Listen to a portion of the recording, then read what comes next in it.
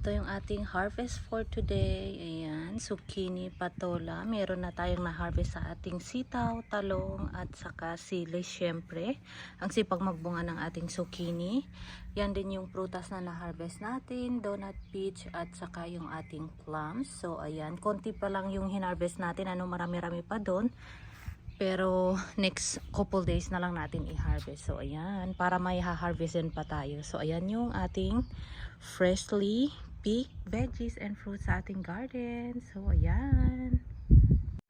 Hello, good afternoon. So as usual, dahil nga summer na summer dito, wala tayong gala dahil may treatment si hubby. So this year, wala kaming bakasyon. So, most likely, nandito lang tayo sa bahay, ano. So, as usual, so today, mag-harvest tayo ulit ng ating gulay. But before that, grabe, sobrang init dito sa amin. Imagine, as of now, umaabot siya ng 99 degrees. So, ganun kainit dito sa lugar namin. And bukas, Sabado, aabot ng 100 degree, ano. So, ayun na. Yun naman ang kagandahan pag sobrang init, si Kulit ay nagda-dive siya right away sa pool, ano, after ng kanyang summer class, kasi pina-summer class namin siya this year dahil nga wala kaming bakasyon, ano. So ayan na nga, ano, tara na at mag-harvest tayo ngayon at samahan niyo ko. So ayan, let's go. So ayan, as usual, yung zucchini natin, ano, walang katapusan yung kanyang bunga. At sobrang lalaki. Oh my God. Oh, tingnan nyo, oh. Diba parang nung last 2 days lang akong nag-vlog. Yan, oh.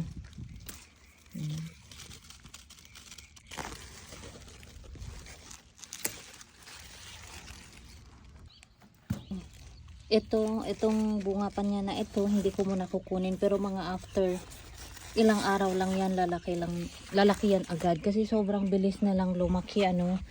So, ito kailangan din natin kunin. Ikutin lang natin ang tali. Yan. Tapos, ito din.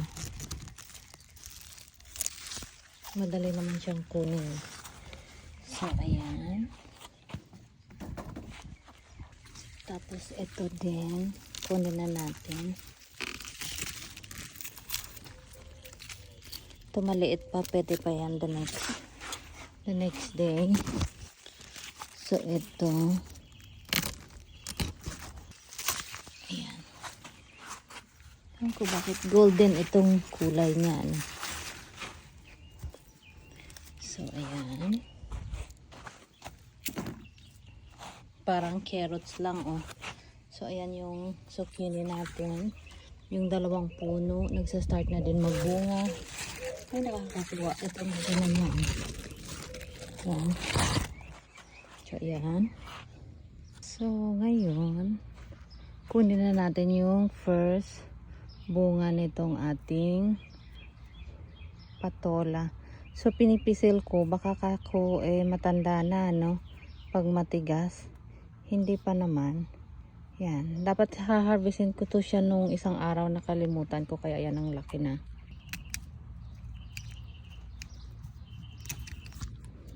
So, ayan. So far, yan lang ang bunga niya. Nag-iisa lang, ano.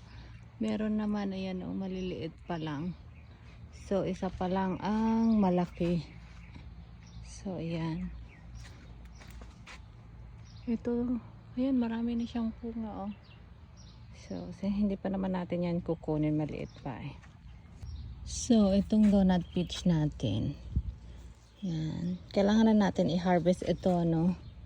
Yan, saka yung plums nahuhulog na, oh. So mag-harvest tayo niyan mamaya.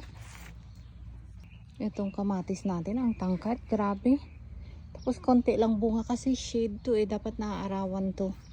But anyway, mali yung pesto na pinagtaniman ko, ano. So ayan.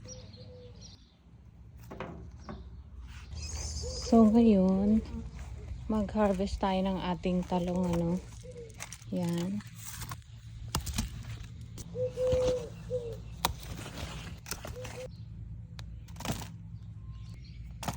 So, ayan. Malaki na yung ating okra. Kaya kukunin na natin to.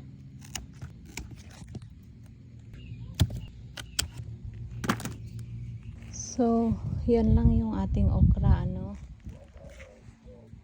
Maliliit pa bunga yung iba.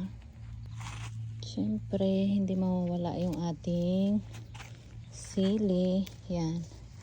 Nasusunog sila sa sobrang init. Grabe, sobrang init dito sa amin. Yeah. So, ayan. Tingnan niyo yung kamatis natin, oh. Yan. Marami-rami ng bunga. Pero, maliliit pa lang. So, ito na yung ating sitaw. Ayan. Oh. Ito. Pwede nang, actually, ito pwede nang i-harvest. Yan. So, ito yung unang bunga niya, ano. So, kunin na natin ito. Ayan. Crunchy, crunchy pa. Ay, nakakatuwa. So, ayan. Saktong isang ulam pang sabaw. Itong iba, yan. Maliliit pa, ano. Kaya, ayan, oh. Yan, maliliit. Dito na part. Wala pang bunga yan. Eh, dito pa lang ang may bunga. So, ayan. So, ayan. Ito yung ating sitaw. Maliit pa lang, ano. I mean, konti lang. Konti lang yung sitaw natin, pero okay lang. So, ngayon, mag-harvest tayo ng ating plums.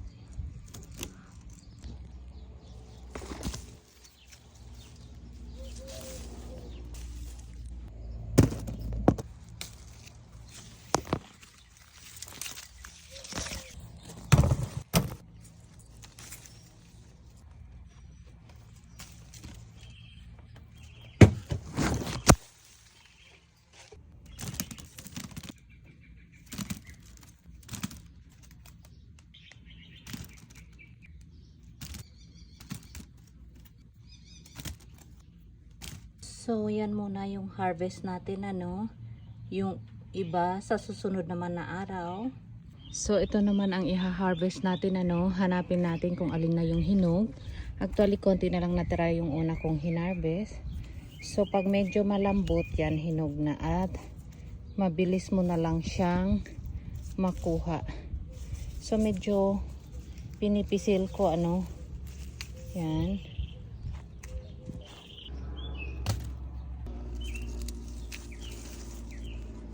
Ang bango. Super bango. Yan. Yan. Kung hahatakin mo siya na ganyan, natatanggal yung balat niya. Ayan, o. Kaya dapat ikutin. Yan. Ikutin para hindi matanggal yung balat. Pero, yan. Yung iba okay naman kunin, ano. Yan.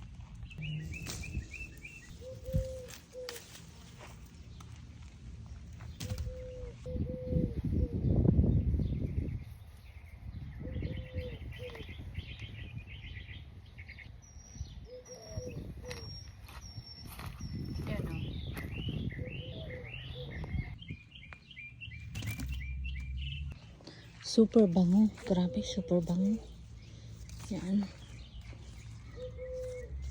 Sobrang daming bunga. Kahit ang liit ng puno, ano. Yan.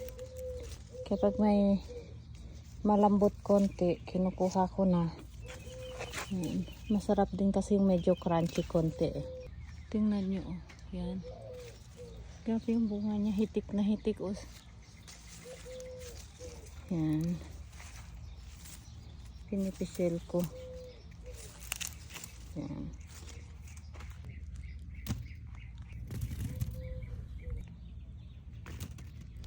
So, yan. Marami-rami pa siyang bunga, ano. So, hindi muna natin siya i-harvest lahat. Kasi sobrang dami na ito. So, saktong-sakto may buyer ako ngayon, ano, on the way na siya. Bibigyan natin siya kung gusto niya nito, ano, para hindi sayang pati yung zucchini. So, ayan. Halo lang natin dito yung ating donut peach, ano. Ayan. Ito yung ating harvest. Meron tayong gulay, meron din tayong plums and donut pits. So ganito karami yung ating prutas na na-harvest at ito din yung ating gulay. So nakakatuwa dahil nga first time natin mag-harvest ng ating patola at saka yung ating sitaw. So ayan. Yung ating sitaw actually marami na siyang bunga. So saktong-sakto yun. The next maybe 3 to 4 days lalaki na yun sila at saka yung iba magsa-start na din magbunga. So ayan, o di ba nakakatuwa kasi nag-start na magbunga yung ibang tanim natin. So ayan, happy gardening. So ayan, talong, sili at tatlong malalaking zucchini. Yan, ibigay ko dun sa buyer ko kasi naging kaibigan ko na din siya. Tapos ayan yung fruits at saka yung plums. So ayan. So ito yung kanyang order na halaman, tapos ibibigay din natin sa kanya yung gulay at yung prutas kanina kasi sayang lang kung masira ano. So yun lang, bye bye.